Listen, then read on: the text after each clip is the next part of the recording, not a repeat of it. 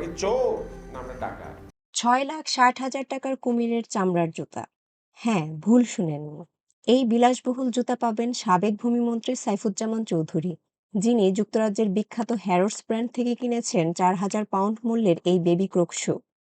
কিন্তু ব্যাপারটা শুধু জুতাতেই শেষ না। এই মানুষটা লন্ডনে কিনেছেন ১১ মিলিয়ন পাউন্ডের বাড়ি, যার দাম প্রায় ১৮১ কোটি টাকা।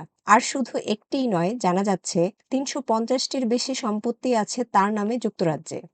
আর তাই তো ব্রিটেনের এফবিআই খ্যাত এনসিএ এখন নামছে মাঠে, ফ্রিজ করে দিয়েছে সাইফুজ্জামানের বিলাসবহুল সব সম্পত্তি।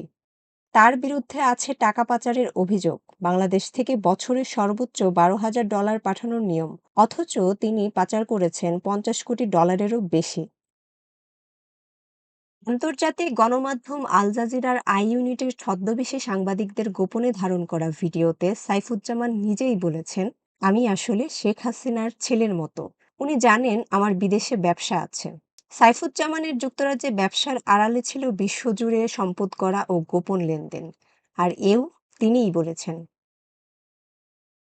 একই সময়ে ১০,৬৮৯ কোটি টাকা ব্যয়ে বাংলাদেশে তার এলাকাতে হয়েছিল কর্ণফুলী টানেল, সাথে ৪৫০ কোটি টাকার হোটেলও নির্মাণ করেছিলেন। সেই খরচও তুলে দেওয়া হয়েছিল জনগণের ঘাড়ে। এত টাকা ব্যয়ের কর্ণফুলী টানেল আজ প্রতিদিন আয় ১০ লাখ, খরচ ৩৭ লাখ। হাজার হাজার কোটি টাকার ঋণ নিয়ে বানানো সেই টানেল আজ লসের টানেল।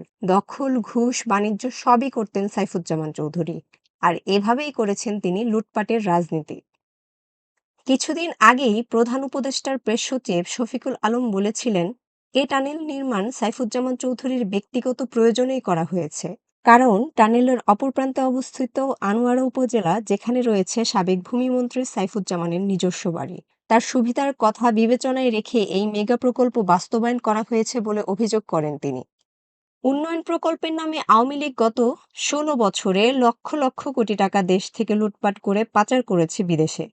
এই ছিল শেখ হাসিনার সময়কার উন্নয়নের আসল চিত্র। প্রকল্প নয়, ছিল লুটের রাজত্ব। আজ সেই সকল মুখোশ একে একে খুলছে। একজন মন্ত্রী যখন ১৮১ কোটির বাড়ি, ৬ লাখ টাকার জুতা পরে, তখন দেশের মানুষ পড়ে থাকে ন্যায্য বেতনের আশায়, খাওয়ার চিন্তায়।